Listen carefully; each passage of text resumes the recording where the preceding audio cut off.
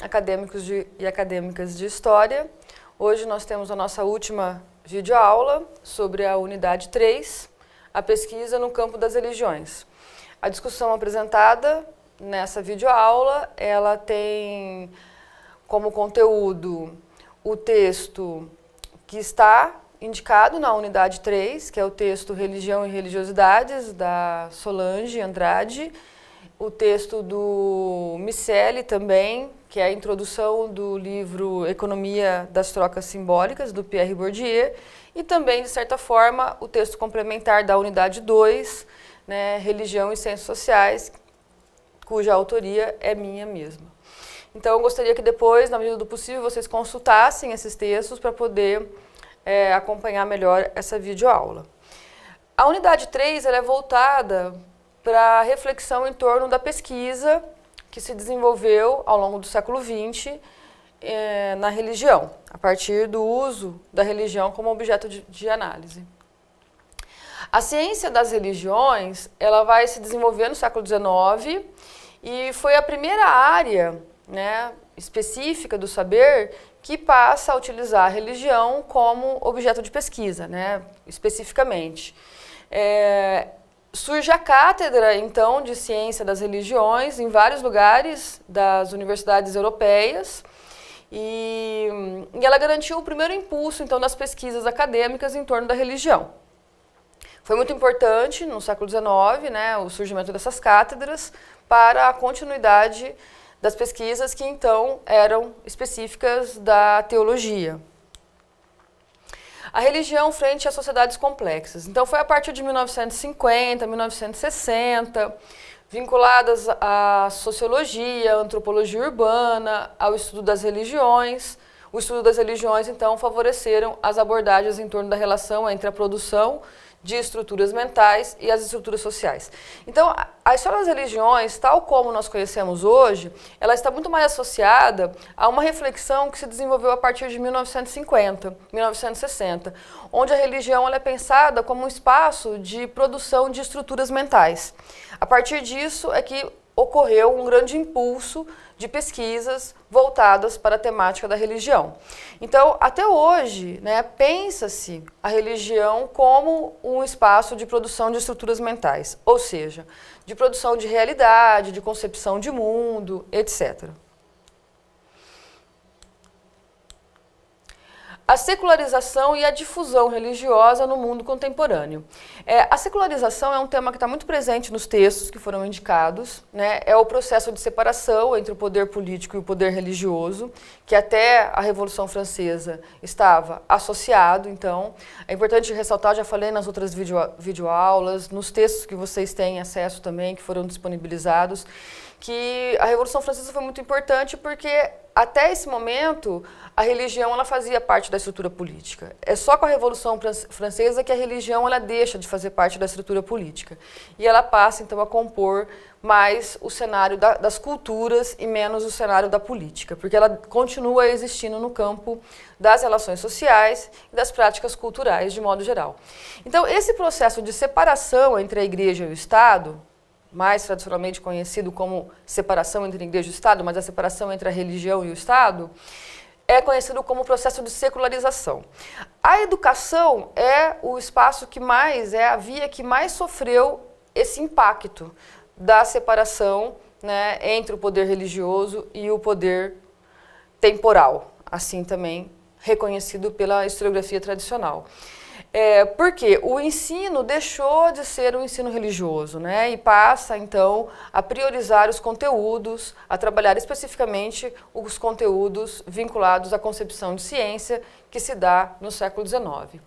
Então, a ausência de uma religião movida pelo Estado, diferentes movimentos religiosos se organizaram frente à sociedade industrial envolvidas com a produção e o consumo industrial. Isso está no texto da Solange, por exemplo, e é muito importante reconhecer esse caminho. Por quê? Porque mesmo com essa separação, a religião ela continua presente entre os grupos sociais. Então ela vai se redimensionar a partir da composição daquilo que nós chamamos de sociedade industrial. Então, ela, inevitavelmente, no mundo contemporâneo, a religião está envolvida com as relações de produção e com as relações de consumo também, né? Que fazem parte de um sistema de produção industrial. É muito difícil entender isso, né? Mas é importante começar a pensar sobre essa perspectiva, né, para não separar as práticas religiosas do presente com o seu próprio tempo, né, que está envolvido aí com a atividade econômica e também a atividade política e outros tipos de atividade. Tradição metodológica. Então, assim, no texto do Miceli, que faz a introdução, né, do Economia das Trocas Simbólicas, que é o texto do Bourdieu, e o Miceli é muito importante de ser lido, porque ele é o tradutor do Bourdieu no Brasil. Todos os textos do Bourdieu foram traduzidos pelo Miceli. Nessa introdução, ele fala que existem duas vertentes de pesquisa, duas tradições de pesquisa, né, muito importantes para pensar a religião, né, que seria a tradição kantiana e a tradição marxista-weberiana. No caso do Bourdieu, e de certa forma, né, as pesquisas que se dão no campo da história cultural, elas seguem mais a tradição kantiana. Existe uma pesquisa significativa no campo da tradição marxista e weberiana, mas essa tradição ela foi mais presente no Brasil na década de 60 e 70. Nós encontramos, principalmente na sociologia, nas pesquisas dos programas de sociologia da década de 60 e 70, um viés mais marxista da religião. E aí você tem todo um aporte teórico específico para pensar a religião dentro dos referenciais do marxismo e também do weberianismo, né, da tradição weberiana. Na tradição weberiana, o que se estuda mais, na verdade, é a questão política, né? Na tradição marxista, mais questões vinculadas à economia. Na tradição kantiana, a gente encontra uma preocupação maior com os sistemas simbólicos, né? Então, entende-se que a religião ela é uma extensão dos sistemas simbólicos, ou seja, do mito, da linguagem, inerentes à existência humana. Então, pensa-se a religião como um aspecto que estaria agregado às expressões simbólicas, míticas e também como uma expressão da própria linguagem humana. E essa linguagem também ela não pode ser pensada apenas no campo da fala ou da escrita, né? Em todas as áreas que podemos entender como linguagem, pintura, escultura, arquitetura, etc. São formas de comunicação, formas de expressão específicas do ser humano que faz dele um ser cultural e diferente de todas as demais espécies. Na tradição marxista, né, a religião ela não é pensada como um sistema simbólico em geral, né? Verifica a cultura e, por consequente, a religião, os sistemas simbólicos em geral, como um instrumento de poder e legitimação da ordem vigente. Existe o aspecto simbólico, mas, em última instância, o que se quer dentro dessa análise é entender melhor as relações de poder, né? Então, a religião ela é pensada como uma estrutura de poder. E é a partir disso que a pesquisa se desenvolve. Existe pesquisadores ainda hoje que seguem essa tradição, mas não é tanto aquilo que se faz no campo da história cultural. Na história cultural, a gente até pensa as relações de poder. São importantes as relações de poder.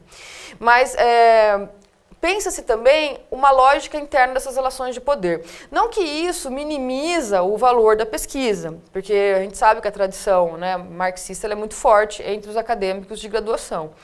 Mas quando você começa a avançar dentro de outras análises, você percebe que tem uma série de posicionamentos que são extremamente importantes para serem avaliados.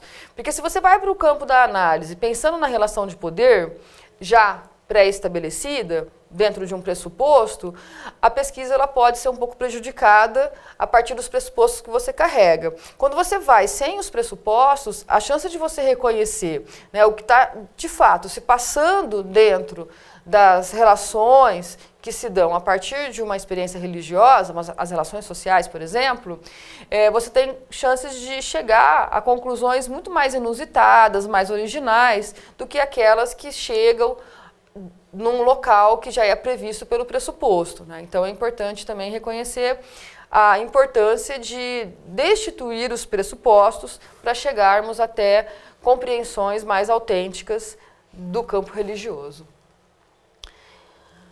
Sistemas de erudição. Os estudos em torno da erudição, produzida pelos intelectuais das diferentes religiões históricas, continuam, então, se posicionando como um estudo relevante da composição do pensamento religioso no mundo moderno contemporâneo. Aqui eu já estou falando um pouco das fontes, né? O que podemos pesquisar no campo da religião? Quais são as fontes, né? Como é que você pesquisa a religião?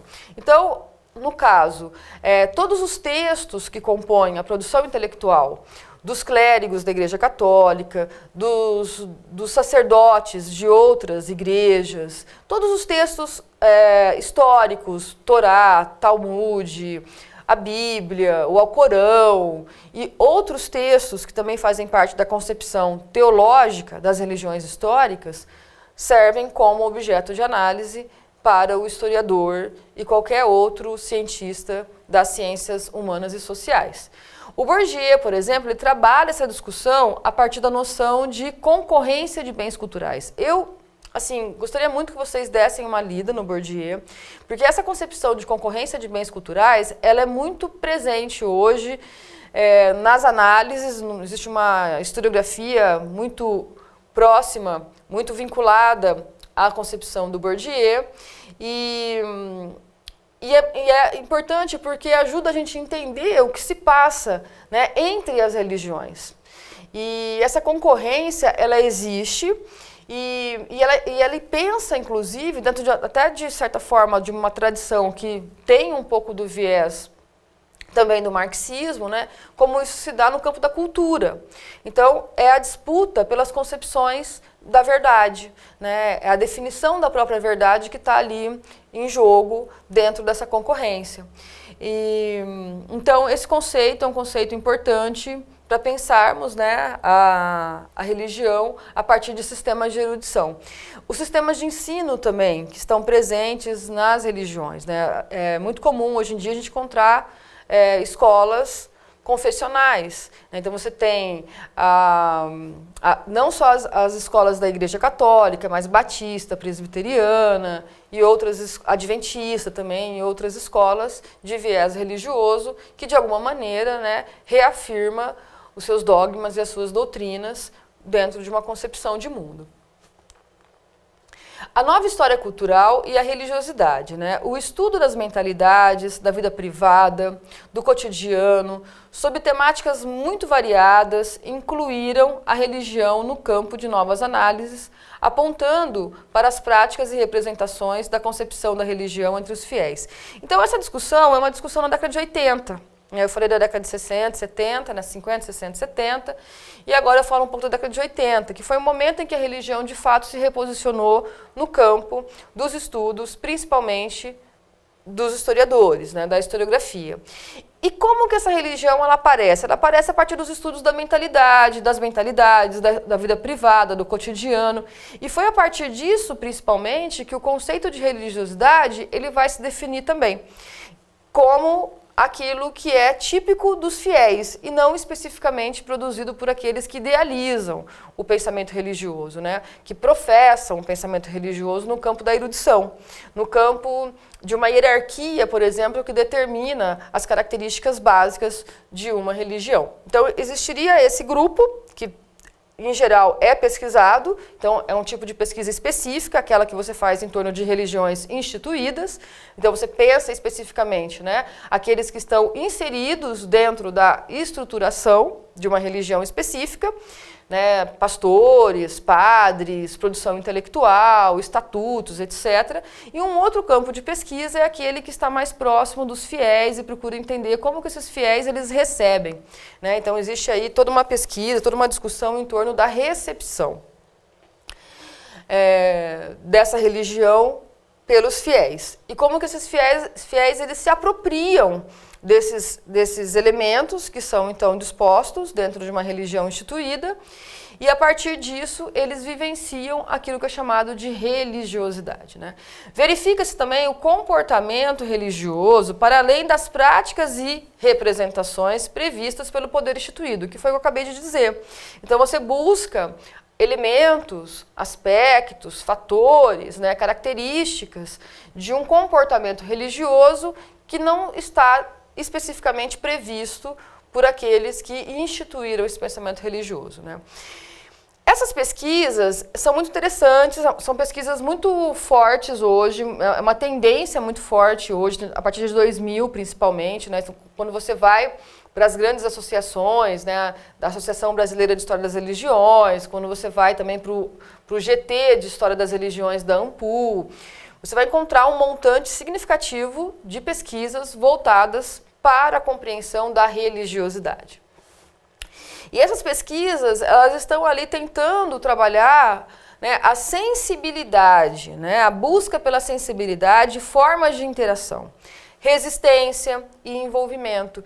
Então, a partir dessa prática dos fiéis, é muito interessante porque você pode entender como que o ser humano ele resiste às imposições, ele adere, né, ele se envolve. Então não existe uma subordinação simples, uma subordinação imediata, uma subordinação lógica, né, por parte dos fiéis. Os fiéis eles têm também uma autonomia na sua forma de compreender o poder instituído dentro de uma religião. E é justamente isso que aparece nessas pesquisas, né?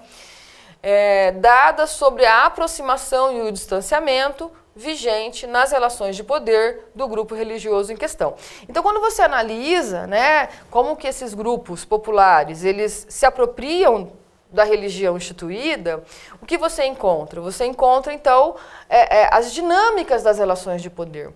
E esse poder ele não é especificamente situado na instituição. Às vezes o poder dos grupos populares é maior do que o poder da instituição em determinadas localidades, onde tem, por exemplo, as romarias, os folguedos, que estão muito mais ligados a uma tradição local do que aquilo que foi instituído por uma hierarquia religiosa. Fontes. Na história cultural das religiões, nós encontramos, então, documentos oficiais, que são muito estudados ainda hoje, é difícil fugir desses documentos oficiais.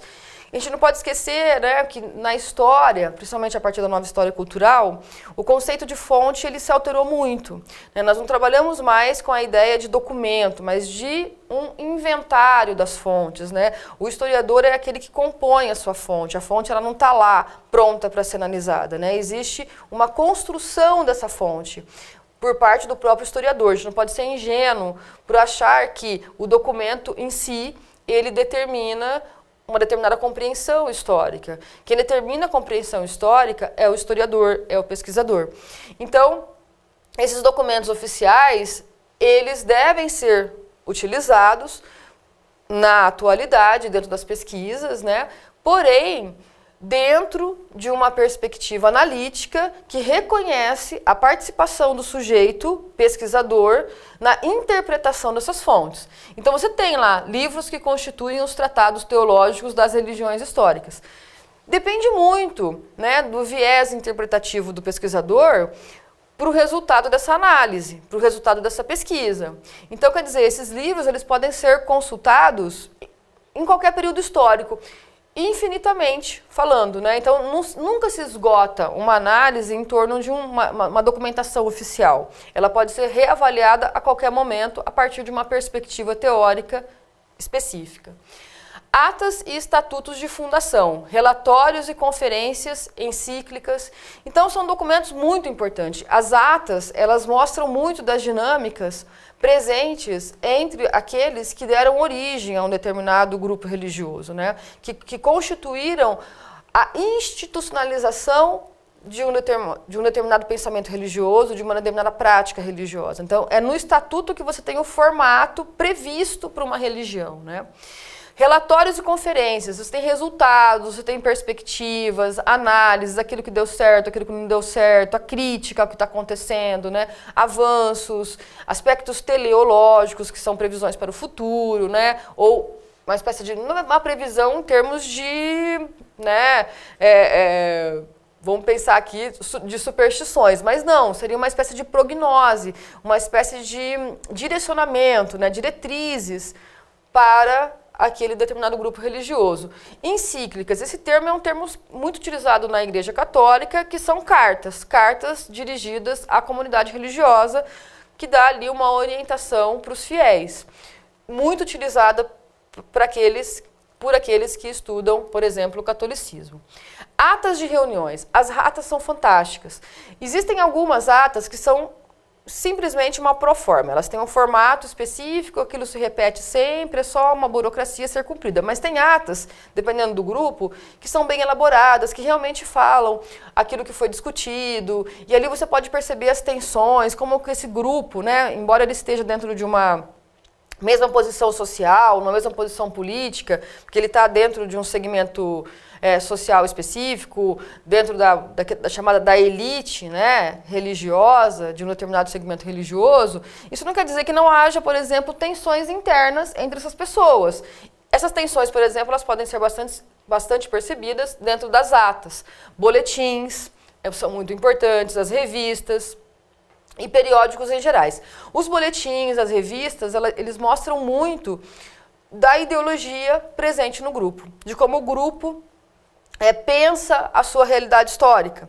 Então, são documentos muito valiosos para tentar se aproximar das compreensões que são específicas de um determinado segmento religioso. Como é que você compreende? Por exemplo, fazendo análise dos conceitos. Como os conceitos se apresentam ali?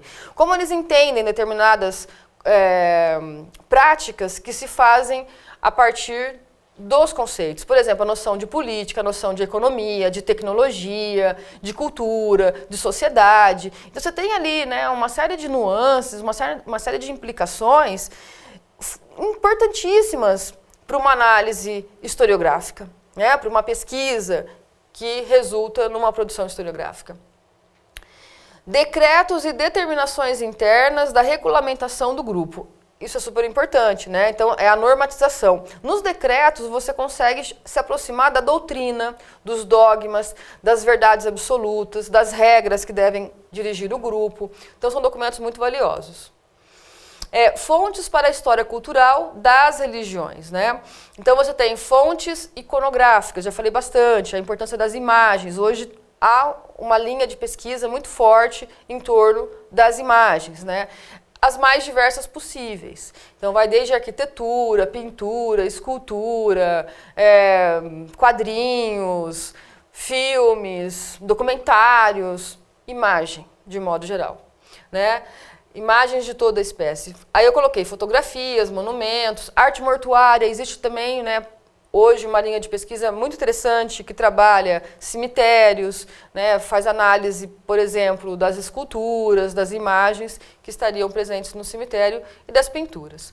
Bom, e as fontes orais também. Esse seria um campo mais recente, extremamente significativo para a religiosidade. Muito houve de avanço no estudo da religiosidade a partir das técnicas da história oral, do estudo da memória, que está ligado à história oral. Então, as festas populares, elas não têm registro.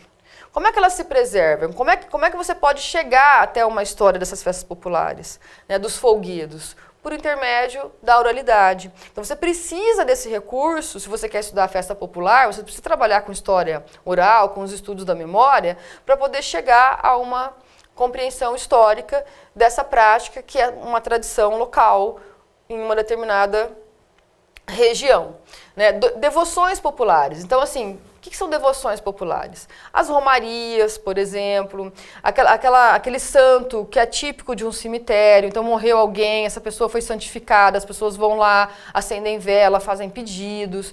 Então, isso é muito forte também. E não está dentro do campo da institucionalização religiosa, né? Aquilo é uma coisa típica de uma comunidade, de um grupo específico, de uma cidade, que tem esse vínculo, né? E isso caracteriza muito da religiosidade desse grupo. Narrativas míticas mantidas pela tradição oral. Por exemplo, as culturas indígenas. Como é que você entende a concepção histórica das culturas indígenas? Não tem outra forma se não for pela oralidade, né? Aquilo que eles realmente vivenciam, a sua experiência, né, temporal e geográfica, ela é muito revestida de uma narrativa mítica. Então você vai precisar da oralidade para poder chegar próximo dessa realidade que é revestida de aspectos míticos, né? Então, por isso, narrativas míticas. Mas isso não é específico, por exemplo, das culturas indígenas. Você tem várias outras religiões que também estão envolvidas em estruturas míticas, mas não tem muito texto, por exemplo, não tem muita produção intelectual, não tem práticas de erudição. A erudição, gente, é sempre uma prática de escrita. Então, aquilo que não faz parte da escrita, da tradição escrita, então você tem que voltar um pouco mais para os estudos da memória ligado à oralidade.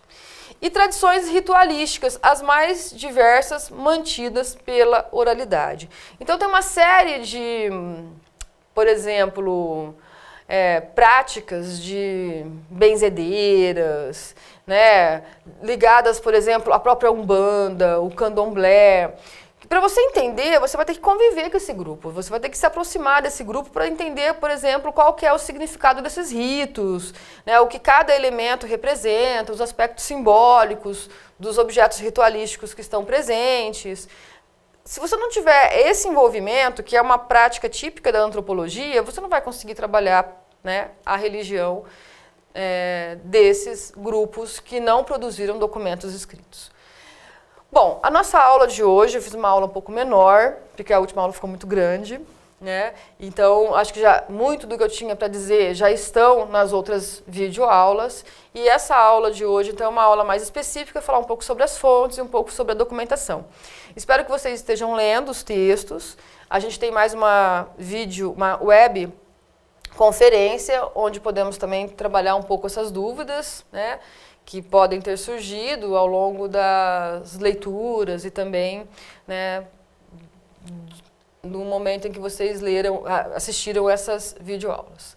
É isso. Considerações finais, então. As abordagens em torno da pesquisa da religião e da religiosidade são múltiplas e variadas. Então, não existe uma verdade, não existe uma forma específica de se pensar a religião. Existem várias. Né? A abordagem que se apresenta aqui, situada no campo da nova história cultural, é uma das possibilidades em vigor. A religião ela participa de todo o processo histórico, né, da existência humana nas diferentes temporalidades e espacialidades. Ela é um aspecto, ela está presente. Assim como a política, a economia, né, a organização social, a cultura. Então você pode também pensar a religião. Ela sempre esteve presente nas organizações humanas. E ela deve ser reconhecida, então, pela sua manifestação histórica e pela sua dinâmica interna. Então, aqui tem um pouco dessas considerações, né, de forma sintética, que foram feitas na aula de hoje, também ao longo do módulo, né, História e Sociabilidades. Temáticas da religião frente ao mundo contemporâneo. Esses pontos, para quem quer trabalhar com religião, são pontos que podem servir como partida da análise, partida da pesquisa, né? São pontos de partida, são pontos que impulsionam a reflexão. Primeiro, a fragmentação das religiões frente à secularização do Estado. Então, na medida em que houve a separação entre o poder religioso e o poder temporal, o poder político, né, e o poder religioso, o que aconteceu? Uma fragmentação muito grande das religiões. Várias religiões surgiram com uma quantidade menor de fiéis, né? Então, quando você tem um Estado que determina o pensamento religioso, então você tem um grande movimento religioso que está vinculado a uma ação política. Quando você tira essa ação política do Estado, o que acontece? O que ocorre dentro do processo histórico? Você pode observar isso, né? É uma evidência. Hoje, porque a separação entre a Igreja e o Estado ela se deu, por exemplo, na França no final do século XVIII, início do século XIX. Então, o que ficou evidente nesse processo? Né? A pulverização, a divisão. Então, você tem o surgimento de pequenas religiões, mas sempre o envolvimento da sociedade com a prática religiosa, mesmo dentro de religiões que não têm tradições históricas, né? Mas que, de alguma maneira, responde, né, aos questionamentos daquele grupo que professam aquele segmento religioso. O entrecruzamento de culturas religiosas distintas. Então, hoje nós vivemos o processo de globalização. Assim como as culturas, elas se encontram, né, também as religiões se encontram, a partir, por exemplo, dos sistemas de comunicação em rede, né, e do processo de globalização. Então, esse entrecruzamento, esse encontro, né, entre as religiões é sempre muito tenso. Então, no Brasil isso acontece essa tensão ela é um pouco menor, embora ela também exista, né? Nós temos hoje uma perseguição muito evidente das igrejas protestantes em relação às matrizes afro, né? Umbanda e candomblé. Então, eles se tornaram inimigos, né? As igrejas protestantes passaram a perseguir as igrejas de matriz afro. Mas em países, por exemplo, como no Oriente Médio, em outros países, a tensão entre os grupos religiosos é bem maior. Então, é importante pesquisar essas tensões. A crise do monopólio das igrejas tradicionais. Então, um outro aspecto que tem sido bastante estudado é por que as religiões tradicionais, elas entraram em crise. Por exemplo, a igreja católica, a luterana, né, o hinduísmo, o budismo, etc. Como é que elas deixam de ocupar o lugar que, então, vinham ocupando e dão oportunidade para outras religiões, então, se organizarem frente ao mundo contemporâneo. O hibridismo religioso. O hibridismo religioso é aquele fenômeno que envolve, né, o surgimento de religiões que duram por um tempo e morrem. Né? Então, assim, são religiões que se organizam por 20, 30, 40 anos e depois elas se desarticulam e não existe mais. Né? Esse é um aspecto. O hibridismo é mais complexo do que isso. Né? Mas um outro ponto também do hibridismo, muito forte, são características próprias. Por exemplo, se você vai fazer análise de um folguedo, de uma tradição religiosa de uma localidade específica, aquelas características são típicas daquele lugar. Isso também é hibridismo, né? Então, quer dizer, você não vai encontrar características religiosas daquela forma em outro lugar. Então, é típico daquele lugar. A pessoa até fala, isso é catolicismo, mas se você for analisar, é muito diferente de um catolicismo praticado em outra localidade, de um catolicismo, por exemplo, previsto pela hierarquia católica, apostólica, romana, etc. Então, isso seria o hibridismo religioso. Né? São práticas, são apropriações específicas de uma localidade que não se encontram em outras localidades. Xenofobismo religioso frente ao fanatismo. Então, esse é um outro aspecto, né? Como é que o xenofobismo religioso ele se organiza e, em contrapartida, né, como é que se dá também o fanatismo religioso. Porque, geralmente, o xenofobismo está associado, na outra ponta, à prática do fanatismo religioso. Né? É um dos aspectos bastante estudado hoje, porque é um fenômeno muito forte, né? Não só em relação à religião, mas de modo geral, na cultura do presente, se manifesta como uma grande preocupação, né, dos historiadores, dos pesquisadores de modo geral. E também o fanatismo religioso, né, como é que ele se organiza, como é que ele se dá. São dois sentimentos muito próximos, o xenofobismo e o fanatismo. Né. É isso, eu agradeço imensamente, né, a participação de vocês nos 3 módulos, o envolvimento de vocês. Desejo a todos uma boa leitura, bom trabalho e uma boa formação. Muito obrigada.